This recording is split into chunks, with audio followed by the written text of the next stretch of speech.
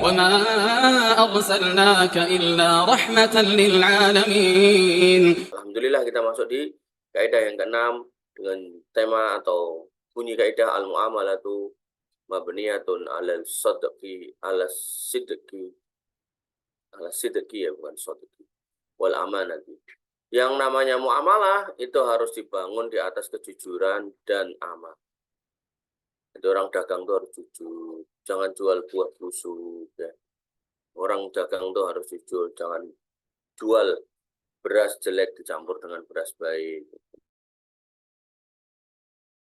Petani padi cerita gitu kan, kalau di pasar itu berasnya beras jelek dicampur dengan beras baik. Jadi kalau dimasak pagi siang udah bau. Nah, maka seperti ini yang dilarang dalam agama. Kita selami isinya. Pertama, definisi as-sidq, jujur dan amanah. As-sidqi, ini sidqi secara bahasa Arab menunjukkan pada pengertian kekuatan pada sesuatu, baik berupa perkataan atau selainnya, yaitu kesamaan hukum atas realitanya. Kata ini adalah anonim dari al-kadzib, dusta. Intinya, sidq itu opo enengi. Tapi ini ora opo enengi, sok mengatakan kayak opo-opo eneng gitu, itu namanya pendusta. Jadi nanti kamu kalau mau ngelamar anak gadis orang gitu kan, ditanya kerja apa, jawab apa eneng. Saya peternak kambing, orang usah izin. Saya peternak lele, saya peternak ayam, saya bakul gorengan. Itu lebih barokah daripada gaya-gayaan. Saya kasihan, saya punya saudara perempuan, bukan saudara kandung, saudara agak jauh. Tuh dulu diapeli pacarnya. Ini bukan berarti saya nyuruh pacaran atau membolehkan pacaran, enggak ya. Saya cuma cerita kondisi dulu. Diapeli pacarnya gonta-ganti mobil. Nah, asal datang pakai katana, besok datang lagi pakai apa lagi. Wah, wong tuane seneng raukur itu. Wah, itu sugih.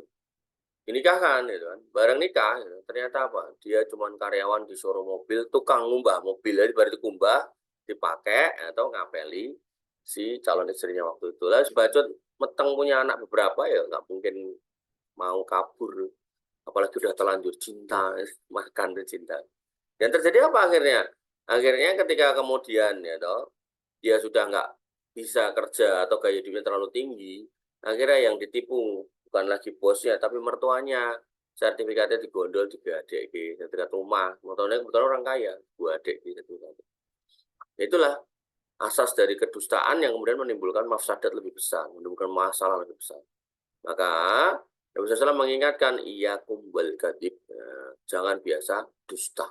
Fa indal kadhiba yahdi ilal fujur, karena dusta itu menunjukkan pada apa ya?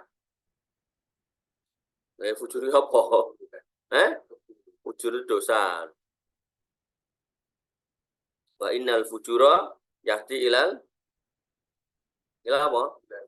Nah, karena dusta itu akan menunjukkan orangnya pada neraka. Nanti dusta itu pelan tapi pasti akan membuat orangnya kecegur di neraka.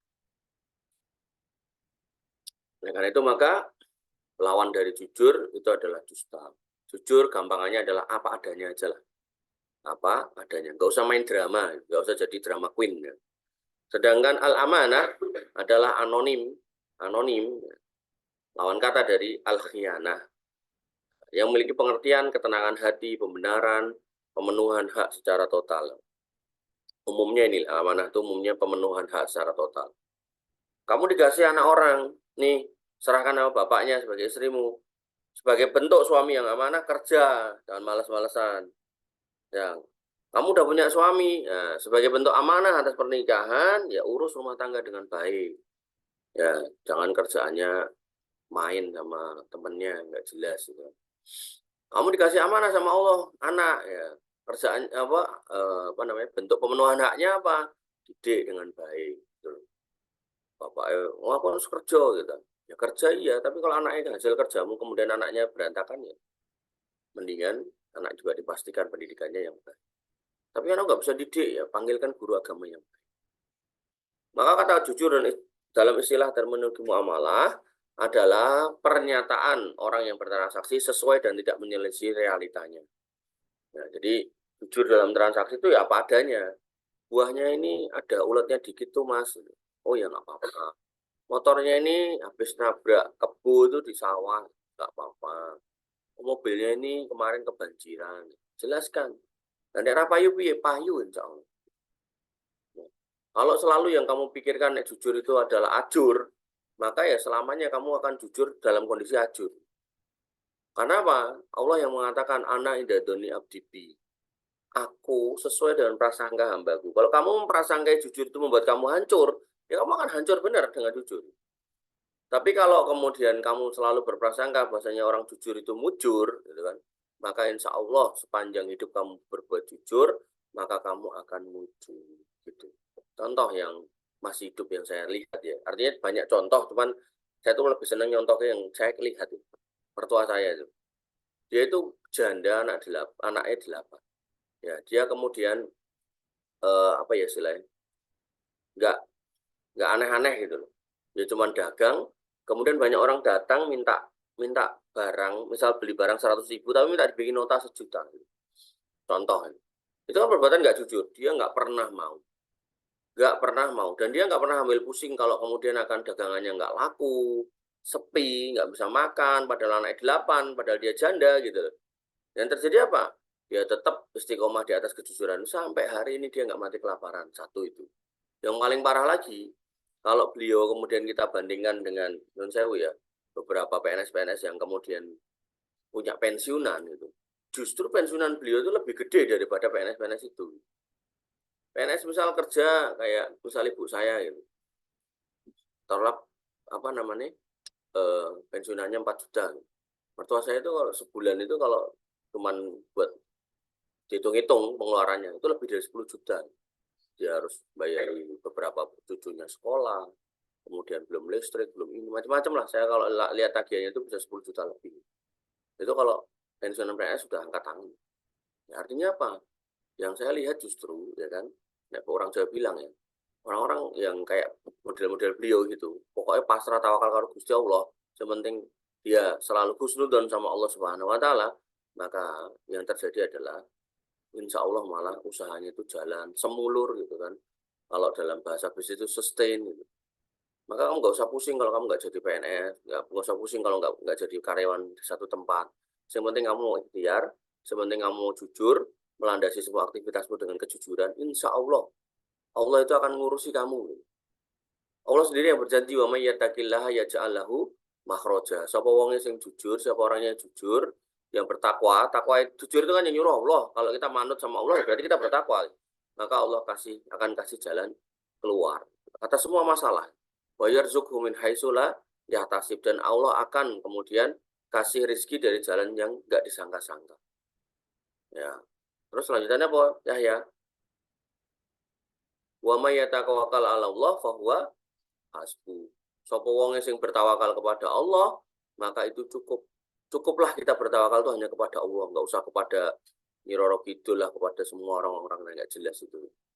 Nah, ikhwan fillah azan ya Allah wa yakum, sehingga ya kebalikan dari jujur adalah bohong, dusta, itu enggak sesuai dengan realita. Randuwe ngomong duwe, rasugih ngomong sugih, pengangguran ngomong dari pegawai, nah itu dusta. Ya, maka dusta ini dalam agama itu dilarang sekali. Sedangkan amanah adalah penyempurnaan akad transaksi dan penunaiannya serta tidak menyelisih. Jadi amanah itu bisa bermakna konteksnya adalah jual beli, bisa bermakna konteksnya dalam megang jabatan. Ya, kamu jadi lurah, amanah apa tuh? Urusi warganya, jangan sampai ada warga mati kelaparan. Masa ada warga mati kelaparan? Nah, hari gini gitu loh. Hari gini orang punya 10.000 masih bisa makan, ada yang mati kelaparan gitu kan. Ini pemimpin ya seperti apa ini kayak gitu ya. Maka hati-hati. Dalam kaidah ini, ya tentu kaidah ini ditetapkan oleh Allah Subhanahu wa taala dalam Quran, Sunnah dan ijma. Ya, jadi biasakan kalau kamu memegang satu hukum dalam agama itu perlu dalil Quran, Sunnah dan ijma. Nek kiai atau tokoh agama ngomong dalil-dalil, gak dalil-dalilan ya itu menurut saya nggak usah diikutin orang-orang kayak gitu. Karena asas agama kita itu ya pakai dalil. Jangan kayak orang Nasoro. Orang Nasoro itu adalah orang-orang yang kemudian pendetanya ngomong apa aja, gih manut gitu. Nah, maka orang-orang Islam yang modelnya kayak gitu ya dia ngikuti jejak-jejak orang Nasoro. Kita nggak boleh kayak gitu. Ya, kalau emang agama kita itu adalah berlandaskan Al-Quran, Sunnah, ya ikuti itu aja gitu, nggak usah kemana-mana gitu. Kemudian Allah telah mewajibkan pada hambanya untuk berbuat jujur dan amanah dalam seluruh perkara sebagaimana dalam firman Allah Subhanahu wa taala, ya ayyuhalladzina amanu taqullah wa kunu ma'as-shadiqin. Orang-orang yang beriman do bertakwa kepada Allah dan dadio wong-wong sing jujur bareng bersama dengan orang-orang yang shadiqin, orang-orang yang benar itu. Wa kunu ma'as-shadiqin. Berjadilah bareng mereka. Kalau di bareng mereka ya kon podo kaya mereka. Makanya Nabi SAW mengingatkan gitu kan, almar'u ala dini khalilihi. Manusia itu agamanya itu ngikut temennya. Awalnya orang tahu mendem, tapi karena amor sama tukang mendem lama-lama jadi mendem. Maka di sini dikatakan bertakwa sama Allah dalam konteks jujur ya jujur. Bar kuwi amoro karo wong-wong jujur. Nek amormu karo para penipu, para tukang manipulasi, maka ya lama-lama kamu jadi kayak gitu. Allah Ta'ala. Kemudian Allah juga berfirman, innallaha ya'murukum an tu'addul amanati ila ahliha. Sesungguhnya Allah merintahkan kamu untuk menyampaikan amanah kepada orang-orang yang berhak menerimanya. Ya, jadi kalau dikasih amanah tuh diselesaikan. Apa tuh? Amanah dari Pak Lurah, sampaikan kemana warganya. Piye urusi warganya. Oh, jadi kepala keluarga dapat amanah, ya apa caranya? Ya urusi apa yang menjadi kewajiban kamu sebagai kepala keluarga. Jangan cuma nuntut hak tok gitu. Tanyakan kewajiban kita apakah sudah selesai belum? Nuntut hak tok. Dek, ayo, ning di Mas. Biasa gitu. Terus yang dijak itu dalam kondisi lapar apa ya mungkin gitu kan? Nggak bisa. Ya.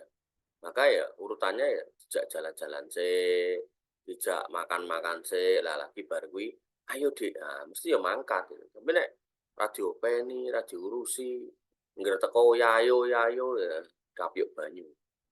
Ya. Wanifidin azani Allah wa iyakum.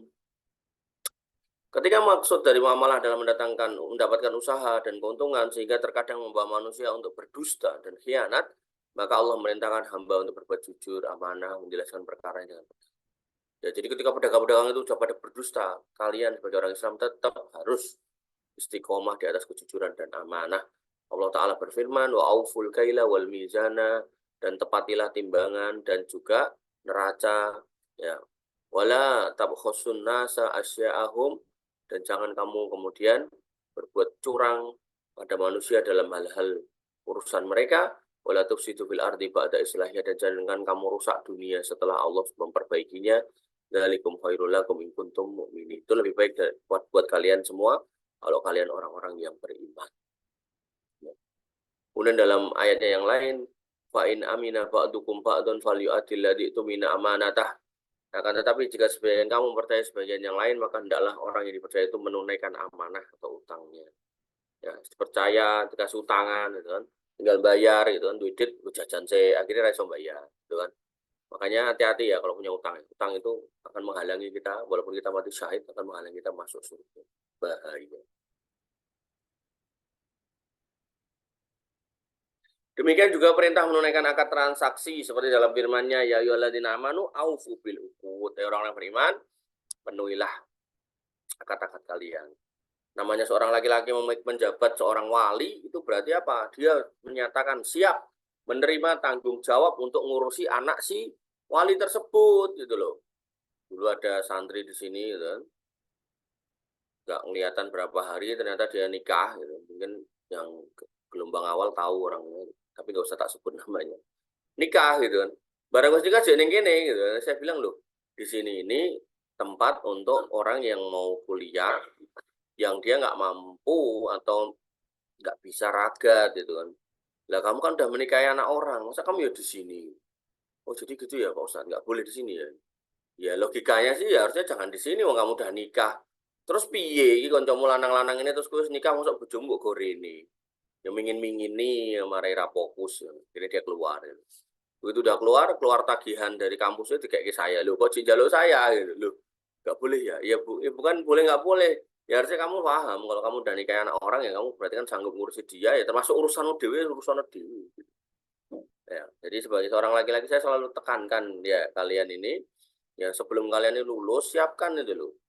ATM itu siapkan itu. Mesin-mesin uangmu itu siapkan, mesin-mesin penghasilanmu itu siapkan. Ya, saya kemarin isi pengajian di kampung masa kecil saya itu ya banyak orang yang antusias itu. Saking antusiasnya saya di WA, Mas, buat anak saya dicarikan kerjaan. Itu kan teman kamu main dulu gitu. Jadi itulah potret manusia sekarang gitu. Jadi awalnya koyone seneng karo materi ini, tapi nggak bisa dipungkiri ujung-ujungnya itu ya tetap golek gawean. Bahkan dengan tedeng aling-aling dengan landasan itu kan dulu teman mainmu dulu gitu.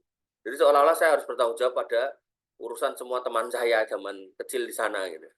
Ya karena yang pengajian ibu-ibu kan, nah, ya itu kebanyakan atau sebagiannya ibu teman-teman main saya dulu gitu.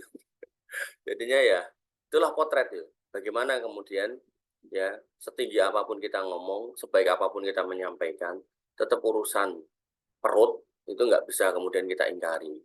Karena ya kalau orang malas ibadah itu kalau nggak punya alarm yang bagus biasanya menang-menang wae gitu. Tapi kalau urusan perut, orang semalas apapun ibadah, nek was waya luwe tetap luwe.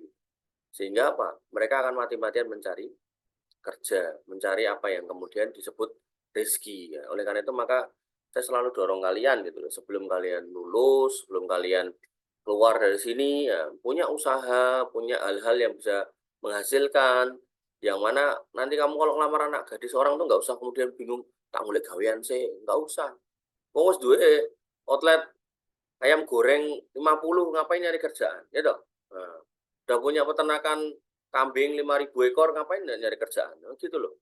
Tapi kalau kemudian ya ternak uget-uget ya nggak punya gitu kan, kerjaan ya nggak ada, terus wani-wani yang lamar anak orang terus diterima nggak diterima nangis ya, piye gitu. Kayak gitu terus pengennya diterima ya susah gitu kan. Ya. Mana bidin azan ya Allah ya kamu coba di planning sendiri hidupmu, kamu sendiri nanti yang akan menjalani hidupmu ya toh. Karena suka dan dukanya itu nanti kamu yang akan mengalami, bukan saya. Saya cuma mengantarkan sampai gerbang selesai sekolah, ya, maka kalian fokus saja gitu pada masa depan. Planning sendiri, iseng-iseng ngayal gitu loh. Saya mau usaha apa ya? Saya mau bikin apa ya? Tapi kalau yang kamu hayalkan itu pengen punya istri cantik, pengen punya istri pintar masak, gitu. Tapi kamu ini pengangguran ya, siapa sih gelem gitu. Ya, ya. Wong yang mukanya ganteng tapi pengangguran aja, istrinya minta cerai kok, apalagi yang biasa-biasa aja.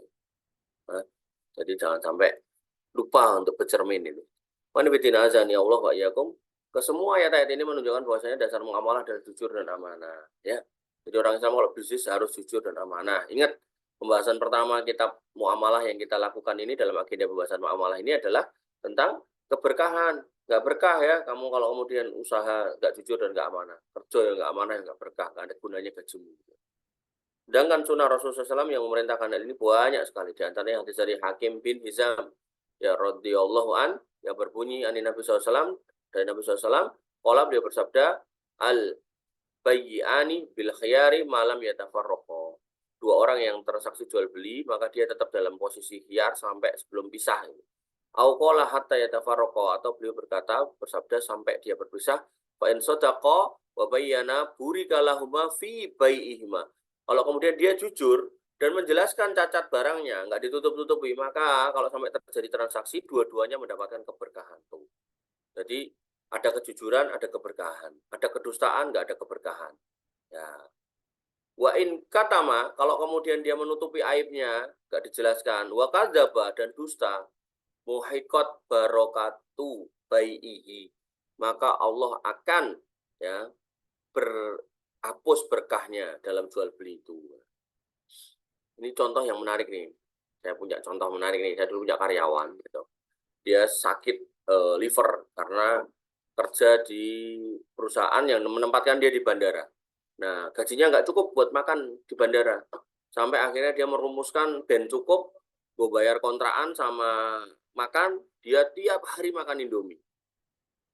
Apakah merek Indomie, merek Supermie, merek apalah, pokoknya mie itulah, mie instan itu. Tiap hari gitu. Ya, tiap hari dia makan itu. Akhirnya yang terjadi livernya kena gitu kan. Kena sakit liver, kulitnya kuning semua gitu. Menguning kayak orang luluran apa tuh, kunir gitu. Nah, akhirnya dia diperiksa, diobati, setahun nggak sembuh. Terus sama bapaknya bawa pulang ke kampung halamannya sana. Di kampung halamannya itu sama bapaknya dicarikan air apa enggak? Nira. Oh, bener. Nira. Jadi kayak kelapa gitu tapi bukan kelapa, nira.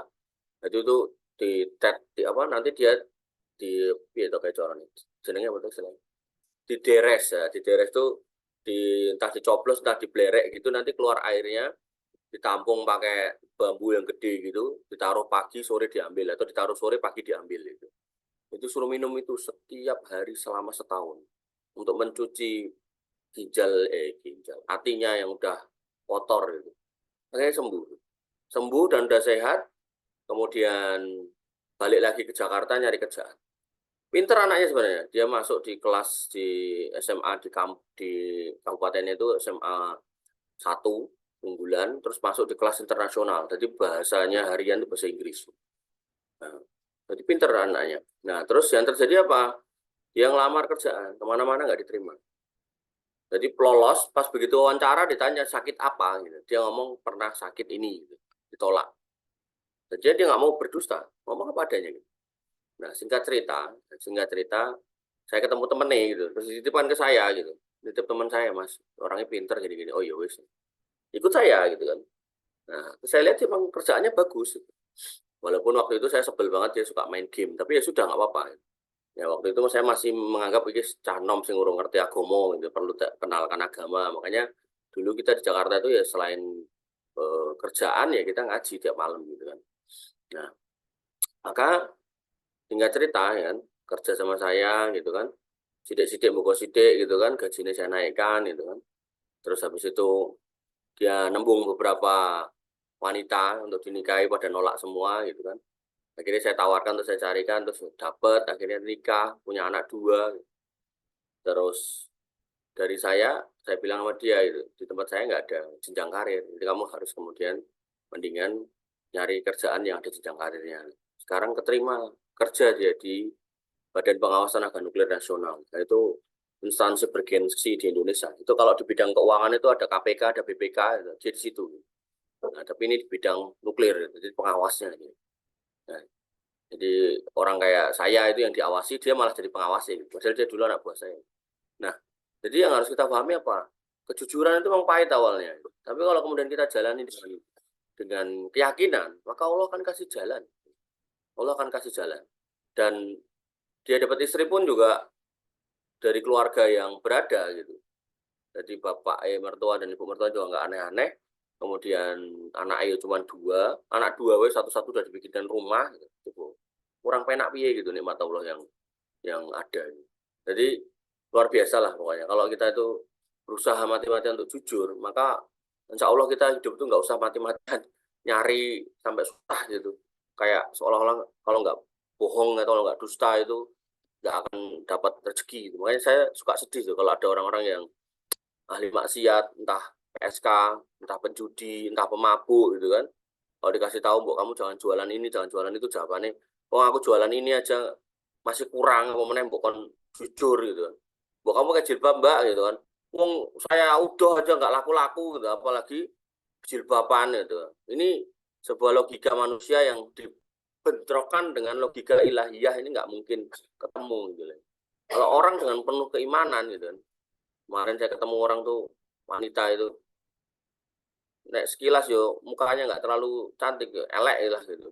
Tapi yo bisa nikah. Tapi di sisi lain orang-orang yang tadi itu bilang kayak gitu tadi tuh, wong saya aja udah aja nggak nikah-nikah apalagi harus kudungan itu juga akhirnya ya nggak nikah-nikah bener gitu sampai akhirnya tua, sampai akhirnya jadi PSK tua dan seterusnya gitu.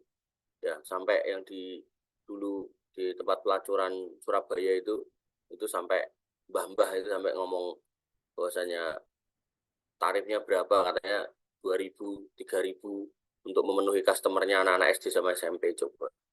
Nah, maka hal-hal seperti ini harus kita imani. Kalau kamu memprasangkai Allah buruk, ya hidupmu akan susah. Tapi kalau kamu memprasangkai Allah baik, alhamdulillah, saya ada rezeki, alhamdulillah, saya ada tempat untuk belajar, alhamdulillah, saya ada tempat untuk ngaji, alhamdulillah, saya masih makan nggak mati. Ingat kemarin apa kata Nabi SAW tentang orang yang kaya itu, ya, man asbaha aminan, bangun pagi dalam kondisi aman. Ya, kamu kan kayak gitu toh. Kemudian apalagi Mas Eko, unsur yang kedua, dia bangun dalam kondisi sehat. Kemudian foto yaumi, dia ada yang dimakan pada itu. Maka kata Nabi SAW, nah, dia seperti orang yang mendapatkan dunia nikmat yang besar gitu loh. Sehingga yang harus kita pahami, bersyukur itu nggak perlu ribet gitu loh, nggak perlu kemudian ya aku bakal bersyukur naik punya mobil kayak tetangga saya, enggak. Ya. Apa yang ada pada diri kita lihat, dan Nabi cuma mensyaratkan 3 tadi loh. Bangun aman, sehat, ada yang dimakan, maka di situ kemudian kita itu mendapatkan keberuntungan, mendapatkan nikmat yang sangat besar. Itu aja gitu. Ya, kalau sudah terpenuhi, kita pintar bersyukur, insya Allah tuh nikmat Allah ditambah. Dalilnya apa? Dalilnya apa ya? Kalau kamu bersyukur, kamu akan ditambah nikmatnya.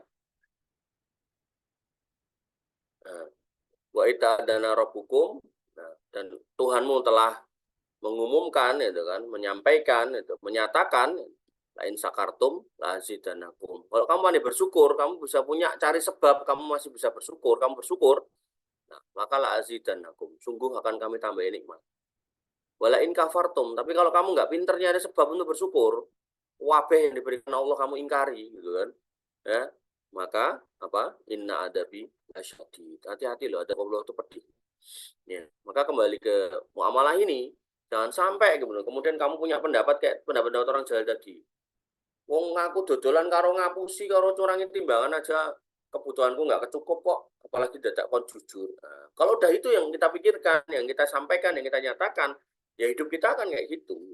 Nah, demikian juga Rasulullah mengancam dengan ancaman berat bagi orang yang berdusta dalam muamalah dengan sabdanya, salah satu la yukalimullah yaumal kiamah, ada 3 manusia yang Allah nggak sudi untuk ngomong dengan dia di hari kiamat, walayan duru ilaihim, dan nggak mau melihat mereka, walayu zakihim, dan nggak akan disucikan, walahum adzabun alim, dan mereka akan mendapatkan adab yang pedih. Qala, ya, maka Nabi SAW bersabda, faqara'aha Rasulullah SAW, lalu kemudian Nabi SAW membacanya gitu. Salah sama rot, menyampaikannya 3 kali gitu kan, ulangi gitu kan, yang Allah nggak mau ngomong dengan dia, nggak mau melihatnya, nggak akan disucikan gitu kan. Qala Abu Dzar, ya, Abu Dzar kemudian bertanya gitu, yaitu khabu wa khasiru manhum ya Rasulullah, sungguh rugi dan sungguh menyesal dan rugi orang itu gitu kan. Siapa mereka ya Rasul? Qala al-musbilu. Siapa musbil? Oh, yang pakai celana di bawah mata kaki itu musbil itu.